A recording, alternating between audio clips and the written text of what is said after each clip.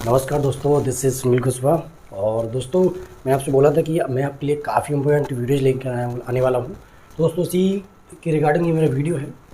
ये हमारे मैथ जो है, मैथ जिसको हम बोलते हैं, गणित बोलते हैं, ये उसका पूरा सिलेबस है, ठीक है। और ये एमपी कॉम्पिटिटिव जो एग्ज़ाम होते हैं, जैसे कि स्टेट गवर्नमेंट के जो कांस्टेबल लेवल के एग्ज़ाम होते हैं, ठीक है, एसआई लेवल के एग्ज़ाम होते हैं।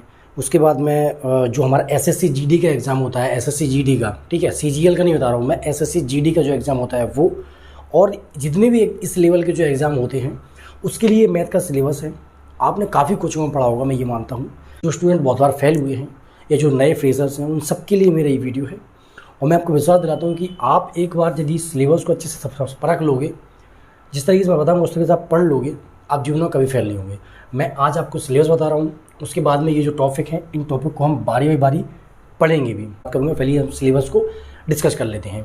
तो जो स्टूडेंट जीवन में फेल हुए हैं, काफ़ी बार फेल हुए हैं, काफ़ी सालों से पढ़ रहे हैं और फिर भी उनसे क्वेश्चन गलत हो रहे हैं मैथ के, तो उसका रीज़न बहुत सिंपल सा रीज़न है कि आपने मैथ का बेसिक नहीं समझा, इसलिए आपसे क्वेश्चन गलत हो रहा है। तो पहले हम ये डिस्कस कर लें पूरा सिलेबस, उसके बाद में इसके बेसिक के बारे में बताएंगे। और खासकर जो एसएससी जीडी की तैयारी कर रहे हैं वो स्टूडेंट, और जो कांस्टेबल लेवल के जो एग्ज़ाम होते हैं, फॉरेस्ट के, कांस्टेबल के जो स्टेट एग्ज़ाम होते हैं, उन सब के लिए ये वीडियो सबके लिए कॉमन है, ठीक है। चलिए दोस्तों, आगे बढ़ते हैं। पहले देखते हैं सिलेबस। तो यहाँ देखिए, पहला नंबर सिस्टम। और ये सबसे पहले जो भी टीचर होते हैं सबसे पहले इसको क्यों पढ़ाते हैं? क्या ये सबसे ईजी है क्या? जी नहीं।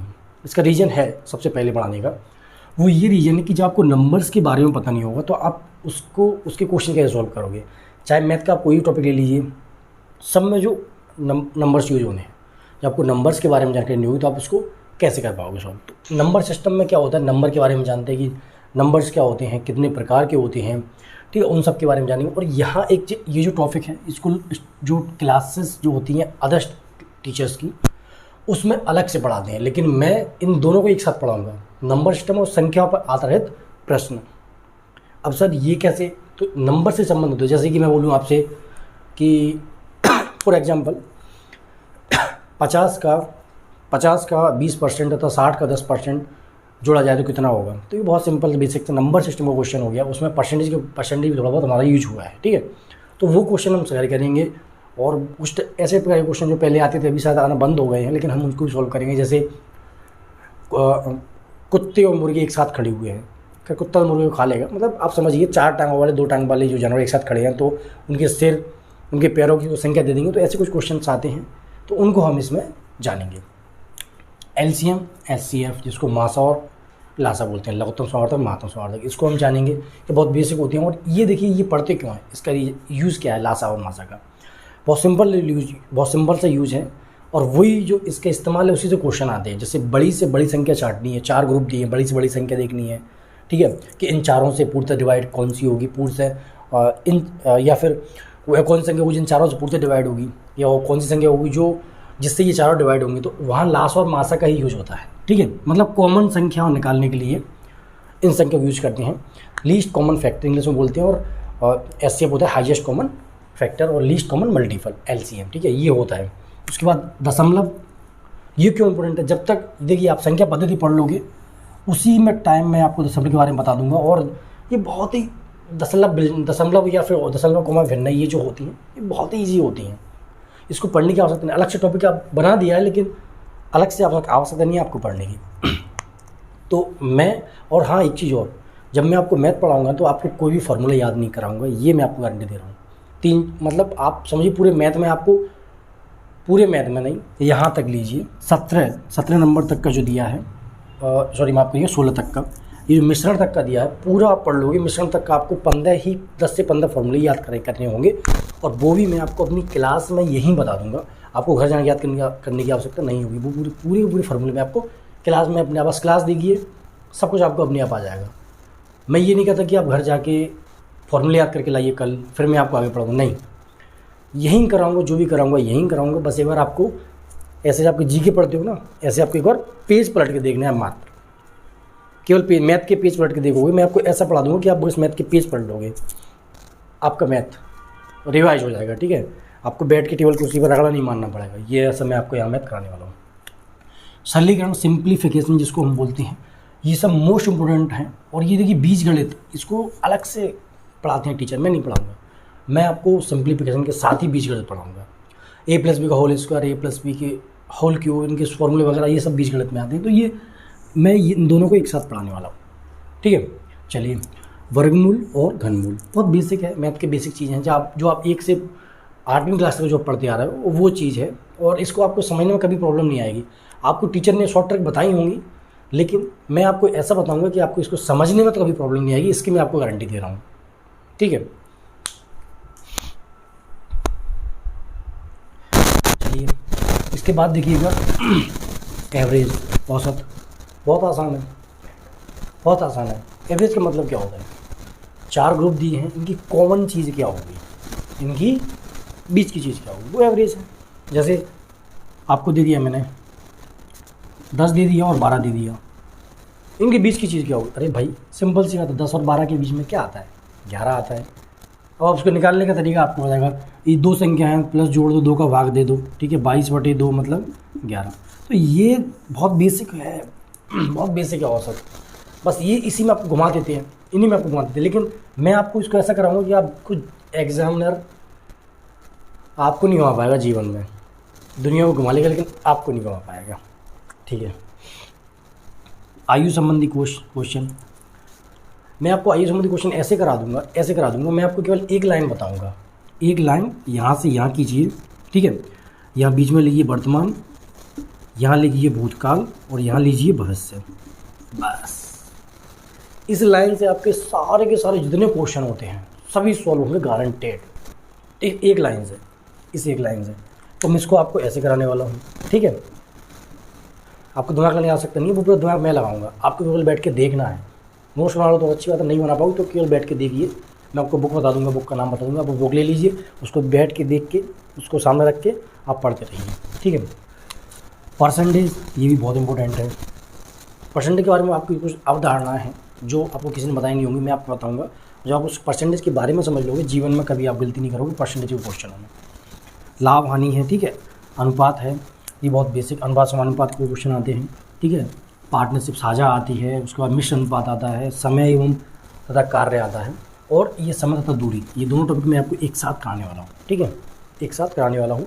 और यहीं पे जब दूरी व टाइम एंड डिस्टेंस वाले करेंगे तो हम यहीं से रेलगाड़ी संबंध वाले क्वेश्चन कर लेंगे।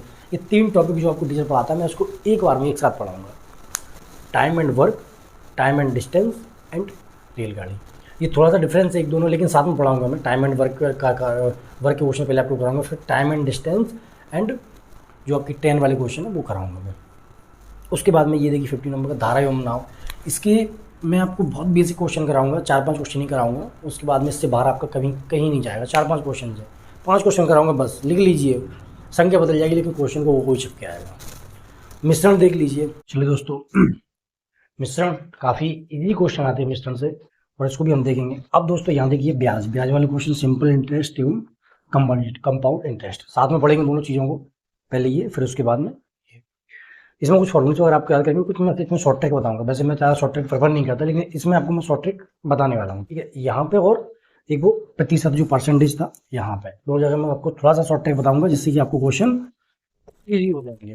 बाकी और भी जो टॉपिक है इनमें कुछ शॉर्ट ट्रिक बताऊंगा, जो बहुत ज़्यादा टफ क्वेश्चन होंगे, जो आपको बहुत लेंथी पढ़ रहे होंगे, उनको मैं ट्रिक बता दूंगा। लेकिन मैं कोशिश करूंगा कि आप मैक्सिमम क्वेश्चन बेसिक तरीके से सॉल्व करें, और बेसिक भी बहुत ईजी तरीका, ठीक है। क्षेत्रमिति में देखिए दोस्तों, जैसे आपका क्षेत्रमिति में क्या होता है, द्विविमीय और त्रिविमीय, मतलब 2 डायमेंशनल और 3 डायमेंशनल जो क्वेश्चन जैसे आती हैं। जैसे कि मैं आपको हिंदी में समझाऊँ तो, जैसे आप किसी क्षेत्रफल निकालते हो 2D, जैसे कोई प्लेन, सिंपल सा कागज जैसा कुछ होता है प्लेन, त्रिभुज है, चतुर्भुज है, इसको हम निकलेंगे। उसके बाद में जैसे घन, घनाव, गोला, इन सब चीज़ों के बारे में हम यहीं क्षेत्रमिति में ही पढ़ेंगे।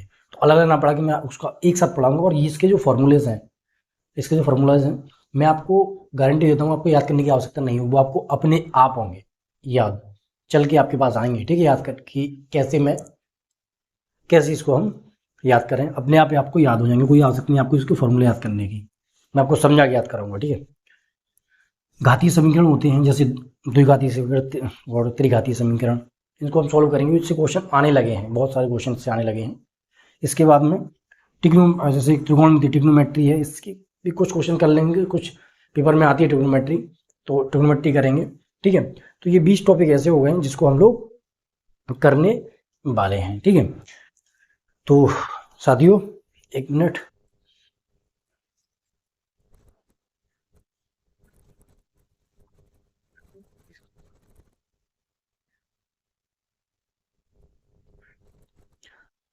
ठीक है दोस्तों, तो ये हो गया है। इसके अलावा भिन्न वगैरह भी हम कर लेंगे, जैसे अनुपात समानुपात अनुपात वगैरह हम पढ़ेंगे, वहीं थोड़ा सा भिन्न वगैरह के बारे में हम लोग जान लेंगे। उससे क्वेश्चन ज़्यादा नहीं आते, लेकिन बेसिक क्वेश्चन उसमें कुछ ज़्यादा नहीं आते। तो ये बहुत ही मतलब कंप्लीट आपका जो मैथ का सिलेबस है वो है, और इतना कर लोगे तो आप जीवन में चाहे कोई एग्जाम देने जाओ कभी फेल नहीं होगा। और हाँ, मैथ एक ऐसी चीज़ है, आपने जी के है आपका, आप भूल गए, दोहराते में आपको प्रॉब्लम होगी। लेकिन मैथ भाई एक ऐसा चीज़ है, इसको आपने एक बार समझ लिया, एक बार याद नहीं करना, समझ लिया एक बार आपने, जीवन में आप इसको कभी नहीं भूलने वाले हो। और आपको कोचिंग में क्या होता है, आपको मैथ का रट्टा करा दें, रट्टा लगवा दें कि फलाना क्वेश्चन है, इस क्वेश्चन का यहाँ 2 लिख लो, यहाँ 1 लिख लो, 2 और 1 3, ऐसा करा के सॉल्व आंसर कैसे करा दिया भाई, उसको पता ही नहीं है कि 2:1 और 3 क्या करा, कुछ भी करा देते हो, कुछ भी। पहले आप इसको बेसिक समझोगे, उसके बाद क्वेश्चन सॉल्व करोगे, एक बार समझ लोगे, जीवन में कभी नहीं होगा। ठीक है, आपको मैथ में याद नहीं करूँगा, आपको मैथ समझा के पढ़ाऊंगा। तो ये कुछ मैंने आपको बताया, तो ठीक है, उम्मीद करता हूँ कि आपको ये कुछ तो समझ में आया होगा।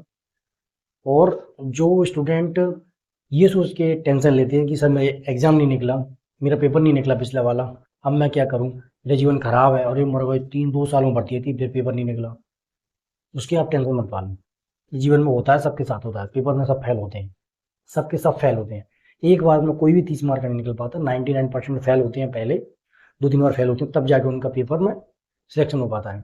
और कुछ तो ऐसे होते हैं जिनके जीवन में कभी सिलेक्शन नहीं हो पाता, तो कहीं ना कहीं गलती कर देते हैं कुछ ना कुछ, और जो गलती से सीखता है वही सही स्टूडेंट होता है। ठीक है, हारने वाला क्या होता है, बाजीगर होता है, वो पिक्चर का डायलॉग है। लेकिन यहाँ जो गलती करके कि यहाँ आगे ये गलती नहीं करनी, वो जो सीखता है ना, वो जीवन में गलती कभी नहीं करता।